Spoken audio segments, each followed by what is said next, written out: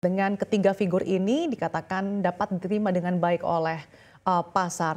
Tapi di satu sisi penempatan Thomas Djuwandono sebagai Wakil Menteri Keuangan menimbulkan tanda tanya, Pak, lantaran posisi tersebut biasanya diisi oleh teknokrat. Sementara kan biasanya di saat ini di kondisi saat ini inovasi pengelolaan fiskal tentunya sangat diperlukan. Seperti apa Anda melihatnya?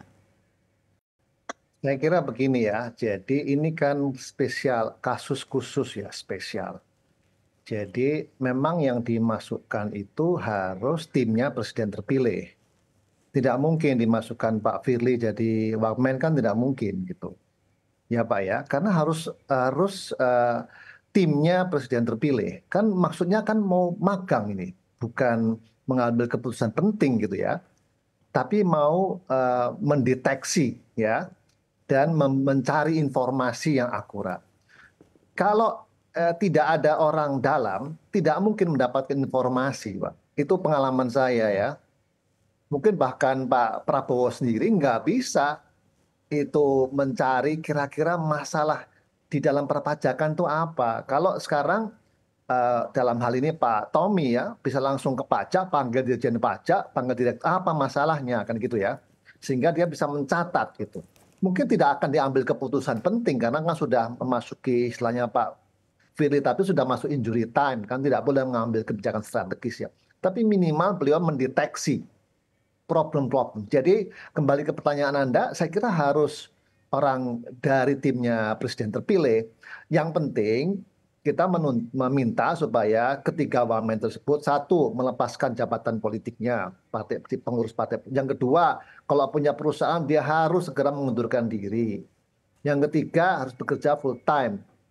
Itu saja Pak, Bapak Ibu sekalian ya. Jadi yang penting itu saya kira kalau bisa ya hari ini kalau ada yang mengatakan mana pengunduran diri aja sampaikan aja transparan ya, mengundurkan diri sebagai pengurus partai politik, mengundurkan diri sebagai pemegang Ya. saham ataupun pengurus apa namanya perusahaan. Yang ketiga harus bekerja full time, tidak bisa nyambi dan itu harus loyal, harus di dalam kabinet, tidak bisa dia menjadi kabinet sendiri kan nggak bisa. Tetap harus di bawah Baik, kepemimpinan presiden sekarang gitu. Itu oke. yang penting menurut saya, gitu. Pak Firly, kalau Anda lihat bagaimana sosok ataupun kapabilitas dari Thomas Djuwandono yang ditempatkan di posisi Wakil Menteri Keuangan 2 ini? Tadi udah saya sampaikan, jadi dengan begitu banyaknya tantangan perekonomian global gitu yang tidak mudah juga dihadapi gitu kan.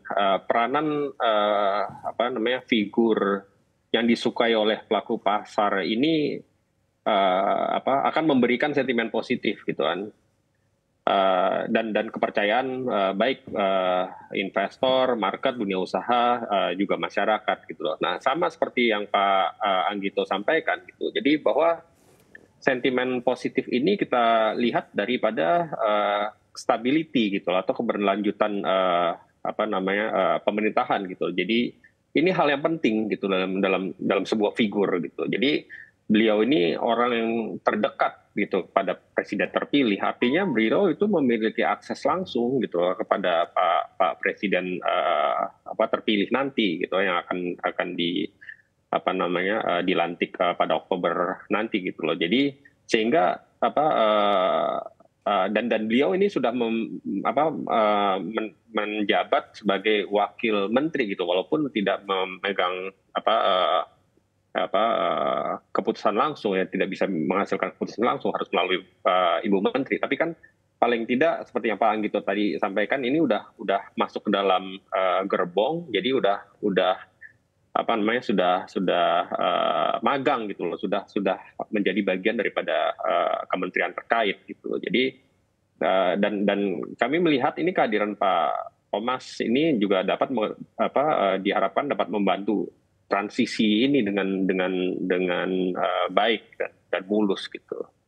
Oke, Pak Anggito, dengan akses langsung yang menjadi privilege bagi Thomas Djuwandono untuk melangkah mungkin ke pemerintahan berikutnya, seperti apa Anda melihat potensi kebijakan fiskal ke depannya, utamanya ada beberapa program ataupun kebijakan andalan Prabowo Subianto termasuk makan bergizi?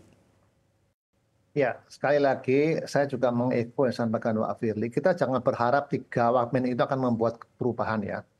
Yang penting mereka magang dulu deh, gitu ya, mendeteksi problem yang ada apa, ya, solusi-solusinya apa, program-programnya apa, rencana jangka panjangnya apa, sehingga pada waktu Pak Prabowo atau Presiden terpilih masuk ke dalam pemerintah langsung kick off start, tidak perlu menunggu lagi. Nah, menurut saya yang dilakukan oleh ketiga wamen tersebut adalah mendeteksi problem yang ada, gitu ya. Yang kami tadi sudah menyampaikan problemnya itu kalau dilihat 1 sampai 10 ya 8 sekarang gitu ya Pak Firly ya. Udah 8 ini sudah lampu merah ini sekarang. Lampu merah.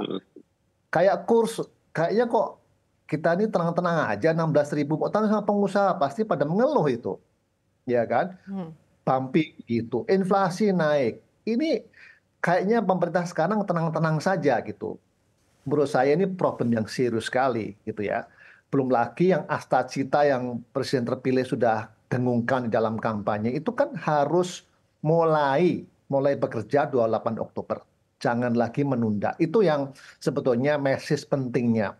Saya nggak bicara soal individual ya, mungkin Pak Ferry lebih tahu. Saya nggak kenal dengan beliau-beliau itu, tapi minimal yang saya inginkan kami sebagai orang akademisi inginkan supaya tradisi demokrasi Indonesia itu kayak begini, khas Indonesia, yang mungkin tidak ada di negara lain.